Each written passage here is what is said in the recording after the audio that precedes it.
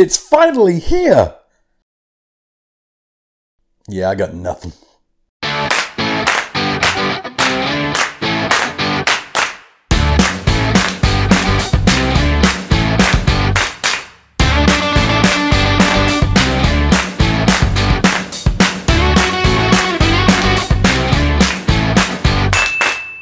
Sorry to Bother You opens with the single biggest FU exchange since the way of the gun. It skewers capitalist Americana with the sharpest pole it can find, it chucks in the most offensive freestyle rap you've seen in years, and then it follows it up with a Caligula-grade orgy. But enough about why it's awesome. The plot concerns Lakeith Stanfield as Cassius Green, a black man and McJob telemarketing employee, whose career skyrockets into the stratosphere when he discovers he can affect a quote-unquote white voice, courtesy of a comedically charged ADR job by David Cross. Overnight, Cassius's entire life changes, and that's like the first 20 minutes. I'm saying no more. Cue the clip. Hey, young blood, let me give you a tip. Use your white voice. Man, I ain't got no white voice. Oh, come on, you know what I mean. You have a white voice in there, you can use it. It's like when you pulled over by the police. Oh, no, I just use my regular voice when that happens. I just say, back the fuck up off the car and don't nobody get out. All right, man, I'm just trying to give you some game. You want to make some money here? Then read the script with a white voice. People say I talk with a white voice anyway, so why ain't it helping me out? Well, you don't talk white enough. I'm not talking about Will Smith's wife. I'm talking about the real deal, like this young blood. Hey, Mr. Kramer, this is Langston from Regal View. I didn't catch you at the wrong time, did I? Okay, the trailer for this one promised something unflinchingly bonkers, but to be honest, that's a check a lot of trailers write that they just never seem to be able to cash. Sorry to Bother You is most definitely not one of those, however, and what we get here is the single greatest middle finger any filmmaker stuck up to contemporary Americana since David Fincher adapted Fight Club like 20 years ago. God, remember when Fight Club was a genuinely groundbreaking work of cinema? So it's the feature directorial debut of rapper and activist Boots Riley, whose eye for a story has manifested itself here as a sort of brilliant and subversive work that utterly lampoons just about every in-world element its story can muster. I can't spoil this any more than I already have, but mother of God, this thing is just one of a kind. You've got no idea what you're in for, really. Remember how you felt when you saw Get Out and it effectively teabagged America's sense of race? Yeah, just imagine that, but with like America's sense of workers' rights and corporate greed. Then stick Armie Hammer in there just for, just to be glib. It's got a hell of a cast. Cast your mind back to when Lakeith Stanfield turned up in The Girl in the Spider's Web last month, and you might recall me saying, you'll see this guy rock soon enough. Well, yeah, that day is well and truly here, and it was absolutely worth waiting for. Hot damn, this guy has really got the goods. And pairing him with Tessa Thompson's a move on par with that time they gave Brad Pitt and Marion Cotillard a movie together. Except this one doesn't suck, and both these actors are actually still in their prime, and people actually enjoy seeing them, you know what I mean? Add to that a terrific supporting cast that includes Danny Glover unleashing his inner baller, Armie Hammer's deliciously sending up his own milquetoast persona, and Steven Yeun with his, let's just say, originally shaped head, shall we?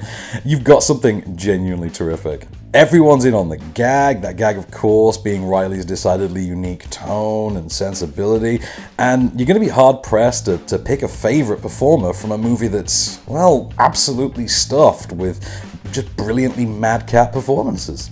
Stylistically, there's a lot of Spike in here. Spike Jonze, Spike Lee, Spike TV, and I dug it extremely hard. Sorry to Bother You goes into so many bizarre places that you just don't see coming that, well, if you hadn't seen the trailer before now, let that clip I just showed you be the only thing you see. Just go in cold and either get your mind blown Scanners style or just hate me forever. I mean, I'm not kidding. I mean, you're either gonna love this or despise it, and the line between those two things is basically microscopic. You could watch this and either see a profound work of socio-political commentary or just a complete piece of crap, and since we're weeks out from the 6th installment of a bewilderingly successful Transformers franchise, I'll put good money on the bulk of people who see this choosing the latter over the former, if you know what I mean. It's unbelievably cutting, incredibly sharp. It takes absolutely no prisoners as it goes on. It's all powered by his belting score by the Coop and tune yards, and Riley's directorial style employs so many brilliant little gimmicks that you have to admire it. I mean, largely because they all land with like complete success, which is admittedly a rarity. My personal favourite is this visual gag that they've got early on that Cassius's various phone calls sort of take on the form of his entire workspace just being lifted wholesale like sci-fi style and dropped right into the physical space of whoever it is he's talking to. It sounds kind of goofy, but it's actually really good and really sharp and really clever. More than anything, I just really loved how much fun Sorry to Bother You actually has with the story it's telling. I mean, obviously it's a meaningful and actually for our time relevant story, but Riley's script never gets too preachy about it. I mean, okay, that's actually kind of wrong. I mean, it's absolutely preachy, but it has a wonderful way of preaching its own particular sermon with charm and wit and personality, to the extent that organized religion might want to, like, sit down and, you know, take a few notes. It's edgy, it's got punk blood running through its veins, and it looks like what you'd get if you adapted Teen Titans Go for live action and gave it to a younger and still interesting David O. Russell to direct. Trippy doesn't even begin to cover it, and it has no qualms whatsoever about any position it takes. Every single one of those positions as well is executed in literally the most aggressive, uncompromising, and hilarious way it possibly can be. There's no sitting on the fence with this one. Like I said, you will either love it or hate it, so that kind of extends to the audience too. I mean, for my money, it's hands down the comedy of the year, but that feels almost limiting and reductive to say, since it's way, way more than a comedy to begin with. It's a satire, it's a science fiction story, it's even an outright dystopian fantasy movie at one point.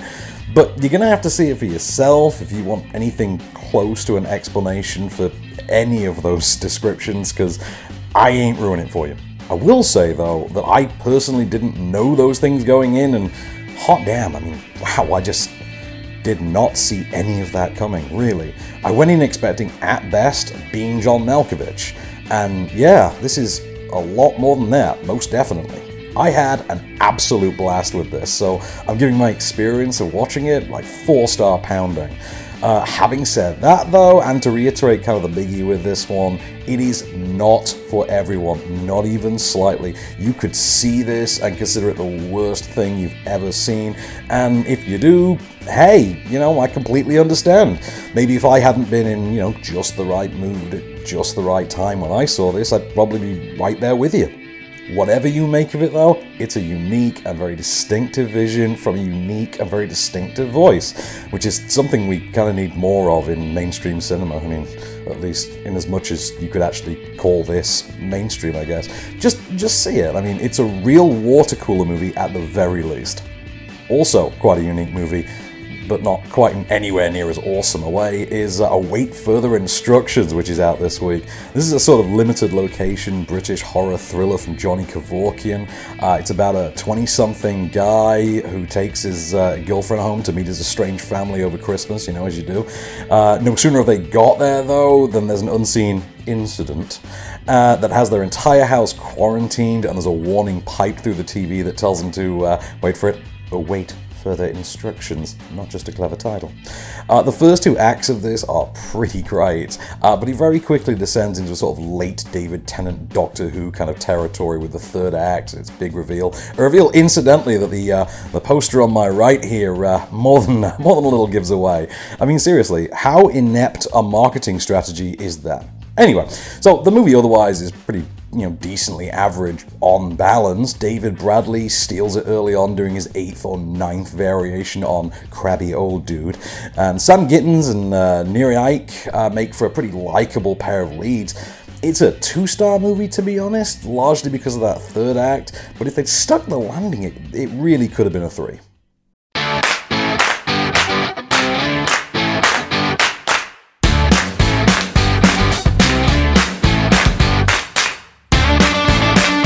Hey, thanks for watching. Don't forget to like, share, subscribe, rate, and review.